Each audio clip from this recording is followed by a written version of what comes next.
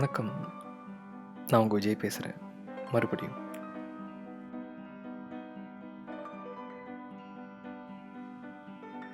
என்னோடய முந்தைய வீடியோவுக்கு நீங்கள் கொடுத்த மிகப்பெரிய ஆதரவை நான் மறக்கவே மாட்டேன். ரொம்ப நன்றி. இன்றைக்கும் நம்ம ஒரு இசைக்கலைஞரை பற்றி பார்க்க போகிறோம், வரைய போகிறோம்.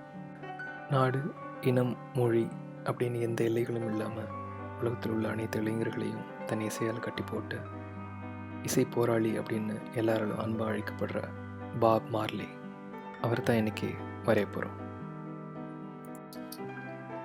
யார் இந்த பாப் மார்லி? இசையால் அவர் செஞ்ச புரட்சி என்ன? விளிம்பு நிலை மக்களுக்கு இவருடைய இசை எந்த அளவுக்கு ஆதரவாக இருந்துச்சு அப்படிங்கிறத பற்றியெல்லாம் நம்ம இங்கே பார்க்க போகிறதில்ல. எனக்கு ஒரு முகமாக இவரை பிடிக்கும். அவருடைய வித்தியாசமான தலைமுடி, அழகான சிரிப்பு, பல் வரிசை, இதெல்லாம் எனக்கு ரொம்ப பிடிக்கும். இவர் எனக்கு எப்படி அறிமுகம் அப்படின்னாக்கா, என்னுடைய பாஸ் மிஸ்டர் பிரவீன் சார்ல்ஸ், அவரோட ரூமில் இவரோட பெரிய போஸ்டர் பிளாக் அண்ட் ஒயிட்டில் ஒட்டியிருக்கும். அதை பார்த்தோன்னேப்பா இதை ஒரு நாள் வரையணும் அப்படின்னு சொல்லிட்டு யோசிச்சுட்டே இருப்பேன். அது மட்டும் காரணம்ல அதில் ஒரு கோட் இருக்கும், some people feel the rain, others just wet அப்படின்னு போட்டிருக்கும். அணுகுமுறையில் தான் எல்லாமே இருக்குது அப்படின்னு சொல்கிறத ரொம்ப சிம்பிளாக சொன்ன ஒரு வரி எனக்கு ரொம்ப பிடிச்சிருந்துச்சு. ஆனால் இன்றைக்கி தான் அவரை வரைகிறதுக்கான நேரம் எனக்கு கிடச்சிருக்கு.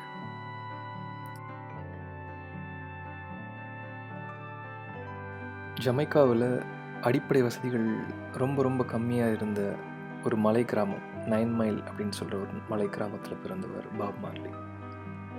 இவரோட அம்மா ஆப்பிரிக்கா நாட்டை சேர்ந்தவங்க, அப்பா இங்கிலாந்து நாட்டை சேர்ந்தவர். அவர் ஒரு இராணுவ அதிகாரி.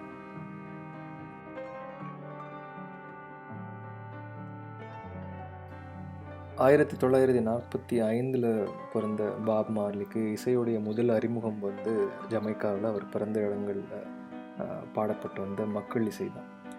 அந்த மக்கள் இசையிலேருந்து வெளிவந்து தான் ரெகே அப்படின்னு சொல்லப்படுற ஒரு ஒரு பாப்புலரான இசை வகைக்கு நிறைய கான்ட்ரிபியூஷன்ஸ் பண்ணியிருக்காரு.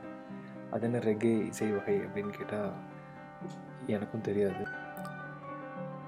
ரிதம், ப்ளூஸ், ஜாஸ், மென்டோ, சர்ச் சிங்கிங், கேலிப்ஸோ, அப்புறம் ஆஃப்ரிக்கன் ஃபோக் ரிதம்ஸ், இந்த மாதிரி ஏகப்பட்ட இசை வகைகள் அனைத்தையும் உள்ளடக்கி செஞ்ச ஒரு பக்கா காக்டெயில் தான் ரெகே அப்படின்னு விக்கிபீடியாவில் போட்டிருக்காங்க.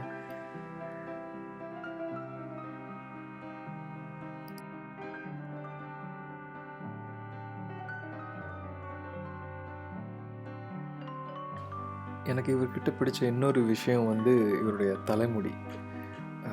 சடையாக வளர்த்த ஒரு ஜமைக்கன் ஸ்டைல் தலைமுடி ரொம்ப அழகாக இருக்கும்.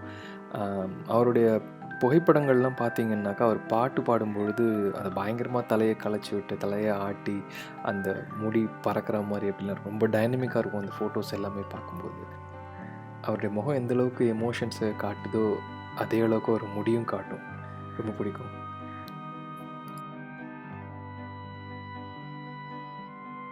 ஆரம்பத்தில் நினச்சிக்குவேன், இது மாதிரி மியூசிஷியன்ஸாக இருந்தாலே இது மாதிரி தலைமுடியெல்லாம் நீளமாக வச்சுக்கணும், வித்தியாசமான சட்டைகள் போடணும், இல்லை சில சட்டையை போடக்கூடாது, இந்த மாதிரிலாம் ஏதாவது ஒரு ஒரு எழுதப்படாத விதிகள் இருக்கோ அப்படின்னு சொல்லிட்டு நினைப்பேன். ஆனால் இவரோட தலைமுடிக்கு பின்னாடி ஒரு கதை இருக்குங்கிறத இவரை பற்றி படிக்கும்போது தான் நான் தெரிஞ்சுக்கிட்டேன். இவர் ஜமைக்காவில் ரொம்ப பிரபலமாக இருந்த ராஸ்தஃபாரி அப்படிங்கிற ஒரு ரிலீஜியஸ் வேல பயணப்பட்டிருக்கார்.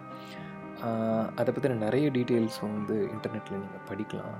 ஒரு சாம்பிள் சொல்லணும்னா, ஜீசஸ் கிரைஸ்ட்டுங்கிறவர் வெள்ளையானவர் அப்படிங்கிற மாதிரியான தகவல்கள் தான் நம்ம பார்க்குறோம். ஆனால் இவங்களுடைய கான்செப்ட் என்னன்னாக்கா, அவர் ஒரு கருப்பினத்தை சேர்ந்தவர் அப்படிங்கிற மாதிரி இருக்கும்.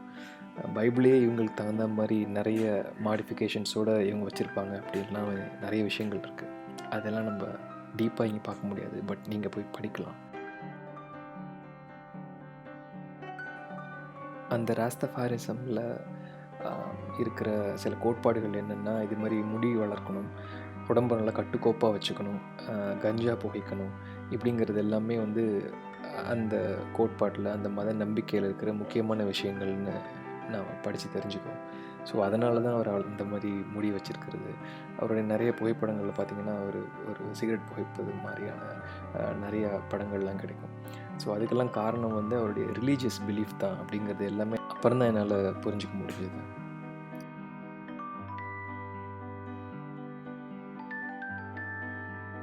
அனைவரும் ரசிக்கிற மாதிரியான இசை இவர் கொடுத்தாலும் இவருடைய நாடு இவருக்கு அதுக்கான அங்கீகாரத்தை பெருசாக கொடுக்கல. அதுக்காக பல சுற்றுப்பயணங்கள், உலக சுற்றுப்பயணங்கள்லாம் மேற்கொண்டிருக்கார். இங்கிலாந்துக்கு போயிருக்காரு, அமெரிக்காவுக்கு போயிருக்காரு.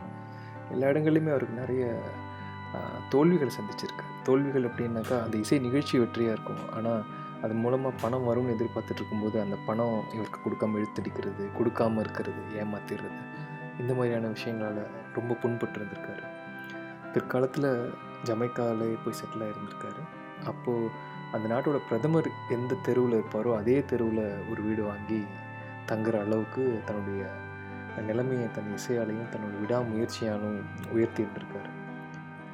அவர்கிட்ட ஒரு இன்டர்வியூவில் கேள்வி கேட்டிருக்காங்க, எவ்வளோ பணம் வச்சுருக்கீங்க, எப்படி நீங்கள் எவ்வளோ சம்பாரிச்சிங்க அப்படிங்கிற மாதிரிலாம் கேட்கும்போது அவர் சொல்லியிருக்காரு, நான் சேர்த்து வச்சது என்ன அப்படிங்கிறதெல்லாம் முக்கியம் இல்லை, என்கிட்ட எவ்வளோ பணம் இருக்குங்கிறதுலாம் முக்கியம் இல்லை, என்கிட்ட என்னோடய வாழ்க்கை இருக்குது, அதுதான் முக்கியம் அப்படின்னு சொல்லியிருக்காரு. அவர் சொன்னதுலேயும் உண்மை இருக்குது இல்லையா? நிறைய சாதிக்கணும்னா ரொம்ப நாள் வாழணும், அதுக்கு நம்ம உறுதியாக இருக்கணும், உடம்பும் சரி மனசும் சரி. தன்னுடைய இசையால் உலகத்தை கட்டி போட்டவர் தன்னுடைய இறப்பால் இசை உலகத்தை அழ வைத்தார். ரொம்ப ரொம்ப சின்ன வயசு, 36 வயசில் கேன்சர் வியாதியின் காரணமாக இறந்து போனார்.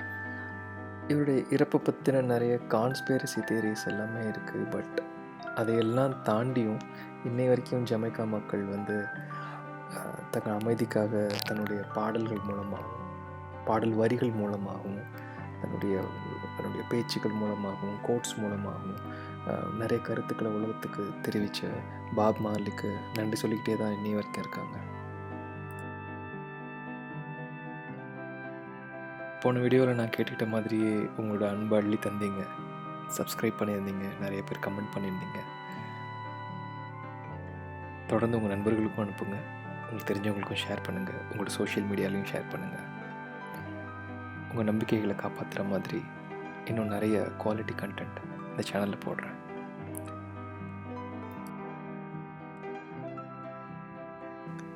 கீழே இருக்கிற கமெண்ட் செக்ஷனில் உங்கள் கருத்துக்களை பதிவு பண்ணுங்கள். என்னால் எவ்வளோ சீக்கிரம் முடியுமோ அவ்வளோ சீக்கிரம் அதுக்கு நான் பதில் சொல்கிறேன்.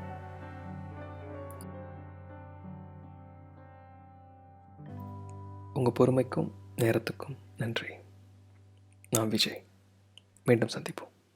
வணக்கம்.